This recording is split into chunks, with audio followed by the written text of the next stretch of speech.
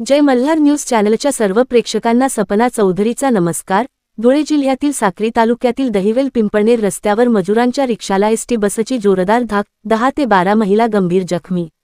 धुळे जिल्ह्यातील साक्री तालुक्यातील पिंपळनेर दहिवेल पिंपळनेर रस्त्यावर चिंचपाडा फाट्याच्या पुढे चिंचपाडा येथे कांदा काढण्यासाठी गेलेल्या महिला मजुरांच्या रिक्षा क्रमांक MH41L 3551 वा मागून येणाऱ्या नवापूर नाशिक एसटी बस क्रमांक MH14BT 1830 ने मागून जोरदार धाक दिली।